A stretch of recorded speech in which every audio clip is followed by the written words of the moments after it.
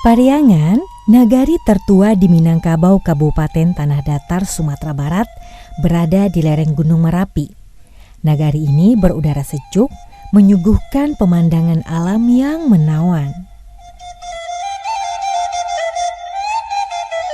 Karena ini juga, Nagari Pariangan menjadi salah satu desa terindah di dunia yang disejajarkan dengan Desa Niagara on the Lake di Kanada.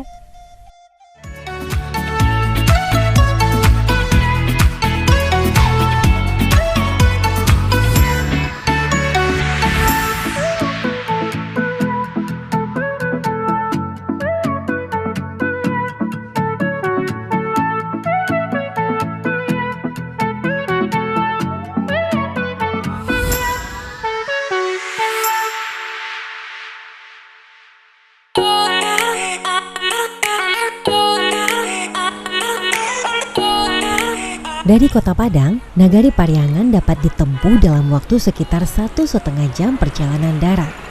Sepanjang perjalanan, saya dimanjakan pemandangan alam pegunungan yang menakjubkan.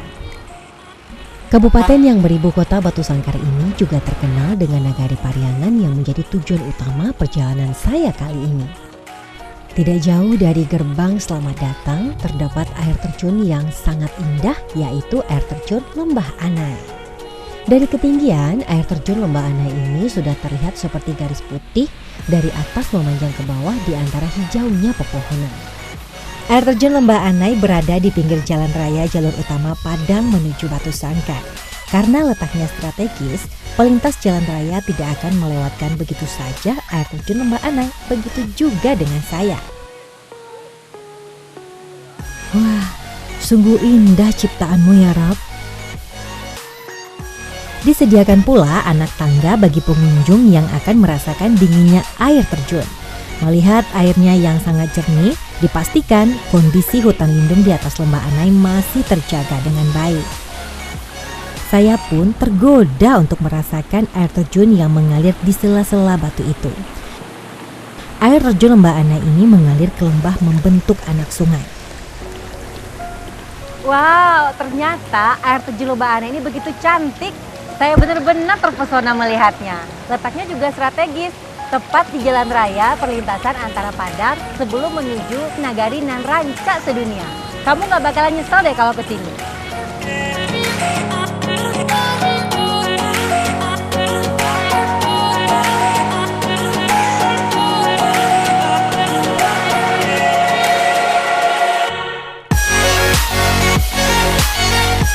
Setelah puas menikmati keindahan air terjun Lembah Anai, tujuan saya selanjutnya adalah Nagari Pariangan. Tak sabar rasanya ingin segera melihat salah satu desa terindah di dunia. Kembali saya melewati jalan berkelok khas pegunungan dengan pemandangan hijau yang begitu asri.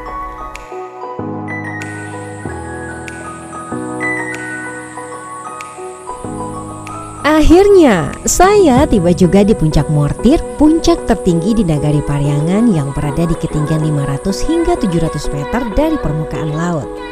Di lokasi ini disediakan pondok-pondok kecil dan spot untuk wisatawan menikmati pemandangan alam dengan berselfie ria atau bersuah foto.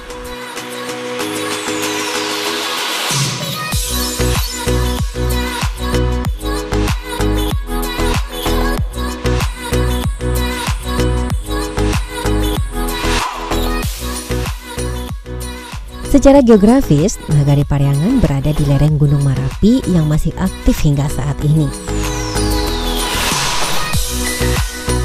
Meskipun waktu telah menunjukkan pukul 9 pagi, Gunung Merapi sebagian masih tertutup embun pagi. Sementara di lembah tampak hamparan sawah terasering yang sangat subur. Panorama alam di Nagari Pariangan sungguh menawan hati saya. Karena keindahannya, Nagari Pariangan mendapat gelar desa terindah versi majalah BJ Travel dengan judul World 16 Most Picturesque Villages pada tanggal 23 Februari 2012, sebuah majalah pariwisata internasional terbitan New York. Berjalan di pematang sawah di tengah suburnya tanaman padi yang mulai menguning dan menikmati indahnya sawah terasering menjadi sensasi tersendiri yang tak dapat saya rasakan di perkotaan ini.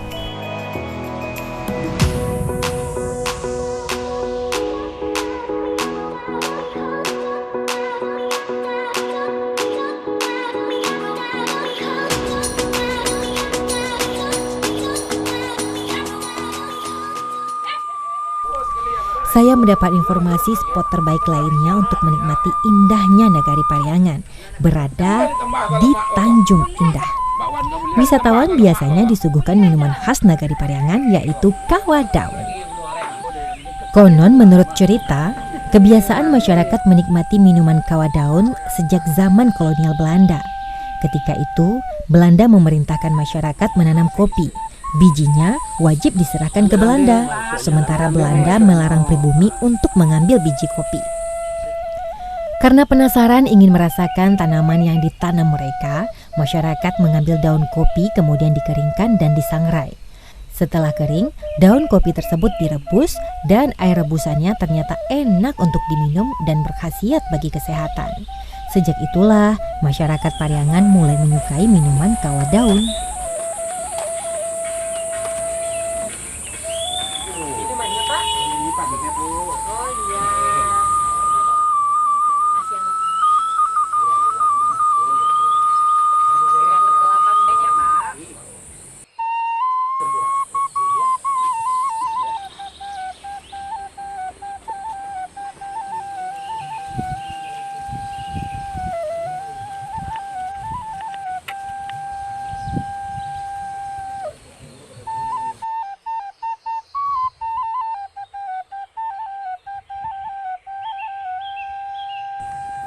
Di Nagari Pariangan ini udaranya sangat sejuk. Memang udara seperti ini cocoknya ditemenin sama minuman yang hangat-hangat seperti kawa daun, apalagi kalau ditemani sama makan gorengan.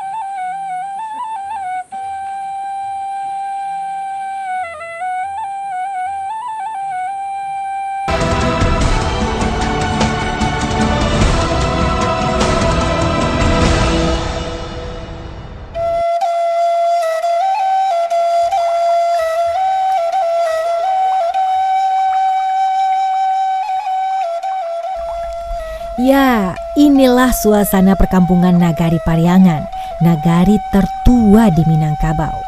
Secara administratif, Nagari Pariangan berada di Kecamatan Pariangan, Kabupaten Tanah Datar. Lokasinya sekitar 95 km sebelah utara Kota Padang. Meski padat, rumah penduduk yang dibangun bertingkat-tingkat mengikuti pola lereng gunung terlihat rapi dan sedap dipandang mata. Kemana mata memandang, terlihat atap rumah khas Minangkabau, yaitu atap gonjong yang runcing. Uniknya lagi nih, rumah khas Minangkabau ini dibangun tidak menggunakan paku. Di sisi kiri dan kanan rumah berdindingkan bambu yang dianyam rapi. Untuk melindungi warisan budaya ini, beberapa rumah gadang yang memiliki nilai sejarah Minangkabau sudah dipugar atas bantuan biaya dari pemerintah.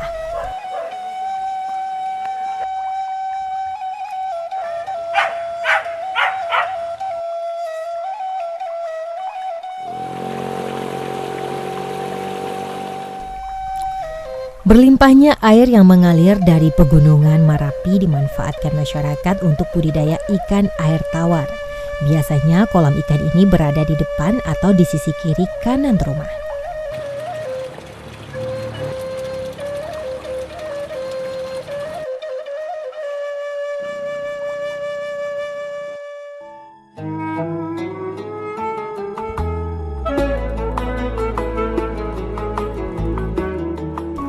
Salah satu ikon Nagari Pariangan adalah Masjid Islah, masjid tertua di Minangkabau.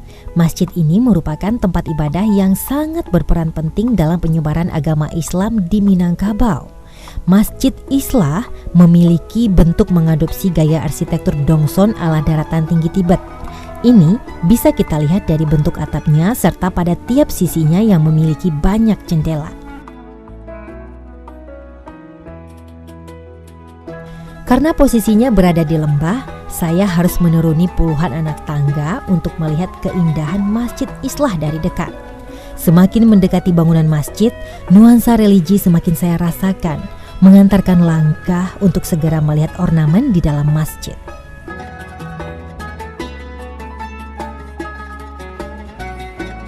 Assalamualaikum Pak Waalaikumsalam. Datuk. Pak, Masjid Islah ini memang merupakan masjid tertua yang ada di Parihyangan, bahkan di Sumatera Barat, di Ranah Minang lah begitu ya Pak ya. Boleh cerita Pak bagaimana sejarahnya Masjid Islah ini bisa berdiri? Masjid Islah ini masjid tertua di Minangkabau. Ya. Sama ramai itu, Masjid Tua Minangkabau. Asal usulnya Masjid Tua Minangkabau itu mulai berdiri itu setelah masuknya Islam ke Indonesia. Islam ke Indonesia itu nama dulu saudara-saudara Gujarat. Mereka Parsi dan Perlak di Aceh itu. Iya. Jadi ada orang Parihyangan ini yang merantau ke Aceh itu namanya Pono. Satu dia pulang kampung, baru dia menebarkan agama Islam di kampung ini. Makasih Pak atas informasi tentang Masjid Islah ini. Cici sangat tertarik sekali pengen lihat ornamen-ornamen yang ada di masjid ini. Boleh saya lihat Pak? Boleh? Boleh. Mari Pak, temani Cici juga sekalian.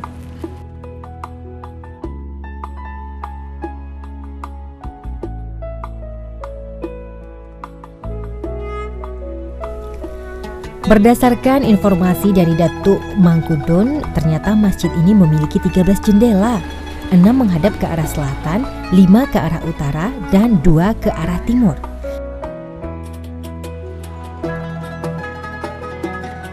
Masjid Islah Parihyangan memiliki 8 tonggak besar yang sangat kokoh. 8 tonggak tersebut menjadi tanda bahwa orang Parihyangan memiliki 8 suku dengan 8 orang datuk pucuk yang dikenal dengan Ninyak Mamak nan Salapan.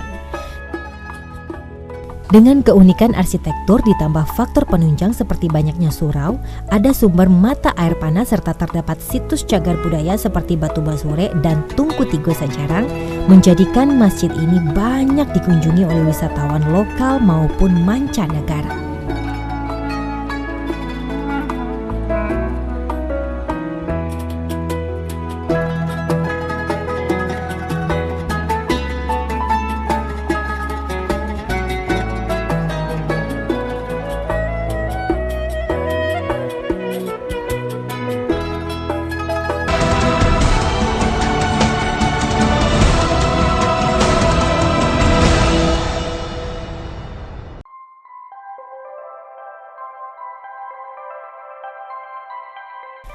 Parihyangan sebagai destinasi wisata sejarah, religi, dan alam pegunungan juga didukung nagari-nagari sekitar yang patut dikunjungi oleh wisatawan ketika mengunjungi Kabupaten Tanah Datar.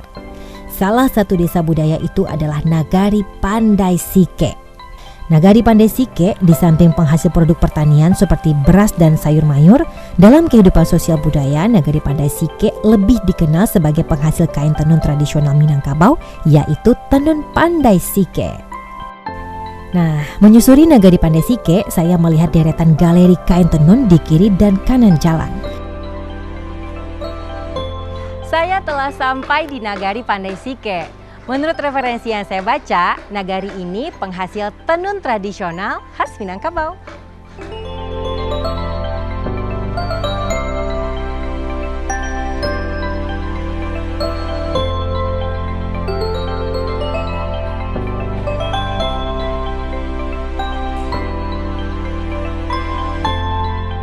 Ibu, Iya. bagus sekali selendang songket Ibu. Iya. Ini yang lagi Ibu kerjakan songket juga ya Bu? Iya. Boleh cerita Bu gimana proses pembuatannya?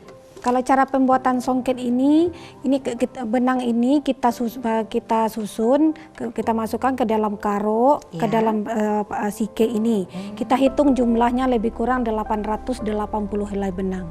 Yang paling favorit Bu dibeli oleh wisatawan yang berkunjung ke sini untuk membawa oleh-oleh? Ya, yang paling banyak diminati ala para konsumen itu seperti pucuk rebung, tuh sai wajik tuh banyak diminati para konsumen itu. Pucuk rebung dan saik wajik ya Bu? Saik ya? wajik, Saya iya. boleh lihat apa-apa aja motif yang favorit tadi? Ya, boleh silakan Boleh di sana. kesana? Iya. Kasih ya Bu. Iya.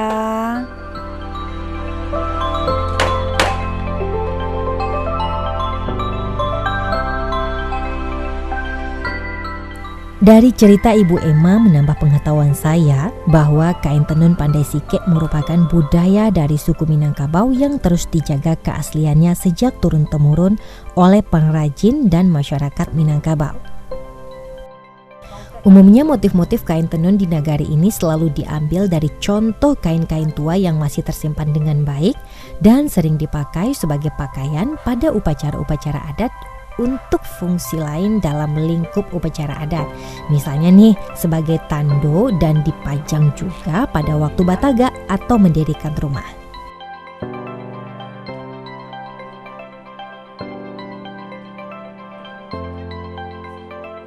Melihat proses pembuatannya yang cukup rumit dan membutuhkan waktu yang cukup lama, tidak heran harga satu lembar kain tenun Pandai Sike cukup mahal, berkisar ratusan ribu hingga jutaan rupiah per lembar.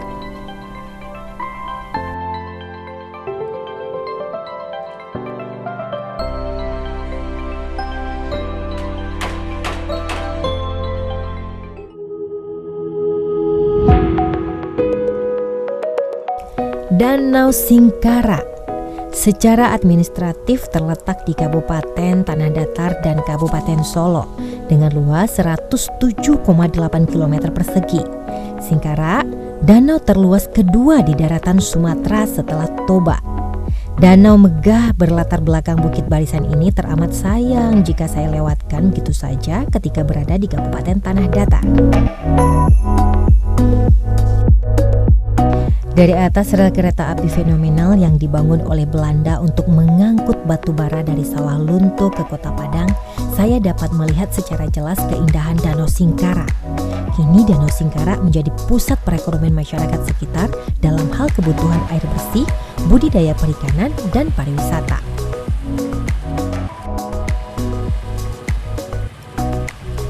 Danau Singkara memiliki kedalaman 268 meter dan berada di ketinggian 363,5 meter di atas permukaan laut. Cekungan danau ini terbentuk dari amblesan yang disebabkan oleh aktivitas pergerakan sesar Sumatera.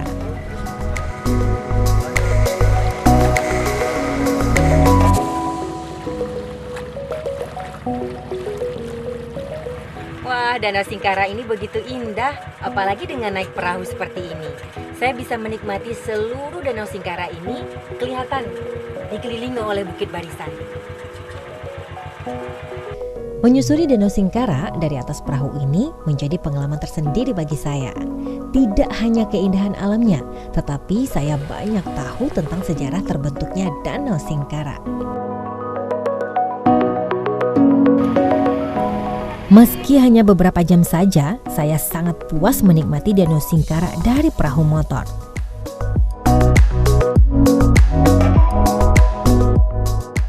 Menyusuri pinggir danau, saya melihat kerambah ikan yang berjejer. Beberapa orang juga terlihat mencari pensi sejenis remis di dasar danau. Pensi adalah sejenis remis khas Danau Singkara. Karena rasanya yang lezat dan banyak mengandung gizi, pensi tidak hanya disukai oleh masyarakat di sekitar danau, tetapi juga paling dicari oleh wisatawan yang berkunjung ke Danau Singkara. Sudah berapa lama Uni mencari pensi di Danau Singkara ini? Oh lama, 7 tahun. Oh sudah 7 tahun, dari 2012 ya Uni? Iya. Kalau nyari pensi ini jam berapa baiknya ya Uni ya? Jam 9 pagi. Jam 9, Iya. itu rentang waktu 9 sampai jam berapa tuh? Jam sudah sembahyang luhur. Oh sampai sudah sembahyang zuhur ya? Iya. Sehari bisa dapat berapa pensi Uni banyaknya? 50 liter. 50 liter. Pensi ini enaknya diapain ya Uni ya? Di sup, digoreng. Digoreng juga bisa ya? Bisa dirandang. Oh dirandang juga bisa. Bikin dendeng. Di dendeng pun juga bisa. Bisa, ya. Baik Uni, makasih ya informasi tentang pensinya. Saya mau jalan-jalan dulu di Danau Singkara ini.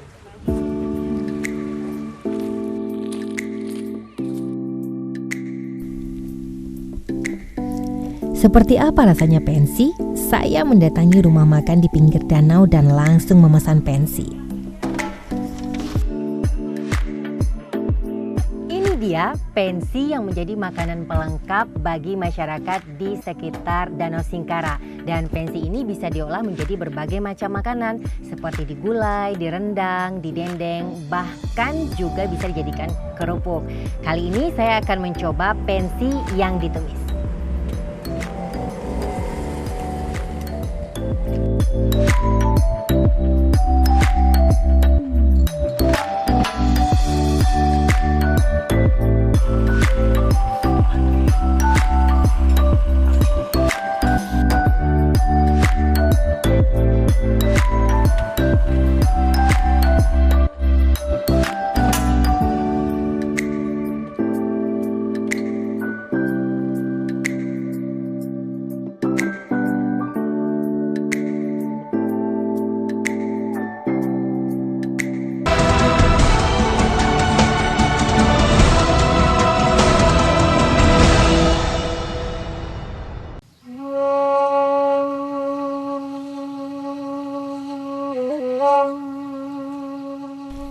Dalam perjalanan menuju Istana Baso Pagaruyung, saya tidak melewatkan singgah di Batu Batikam. Menurut kepercayaan, batu itu ditikam oleh nenek moyang orang Minangkabau yang tengah bersiteru perihal adat, yakni Datuk Parpatihan dan Sabatang dan Datuk Katumanggungan. Perseteruan itu berujung pada kedamaian dengan menikamkan keris pada sebuah batu.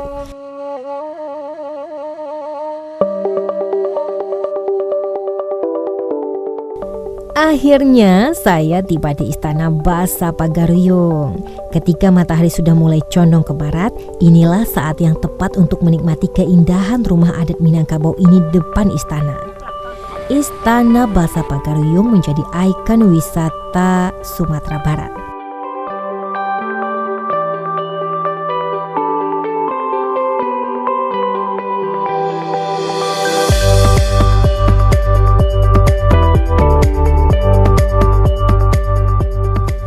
Pada bagian halaman depan istana terdapat rangkiang yang diberi nama Rangkiang Patah Sambilan. Rangkiang ini digunakan oleh masyarakat Minang sebagai tempat menyimpan hasil panen padi. Bentuk rangkiang dibuat mengikuti bentuk rumah gadang dengan atap bergonjong yang terbuat dari ijuk dan lantainya ditinggikan dari atas tanah. Rangkiang melambangkan kesejahteraan ekonomi dan jiwa sosial yang dimiliki oleh orang Minangkabau.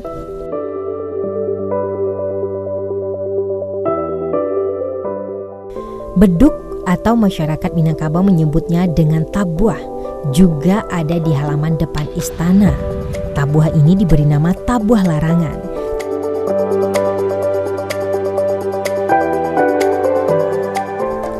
Di lokasi Istana Basa Pagaruyung terdapat juga lokasi tempat bermain anak raja yang diberi nama Tanjung Mamutu.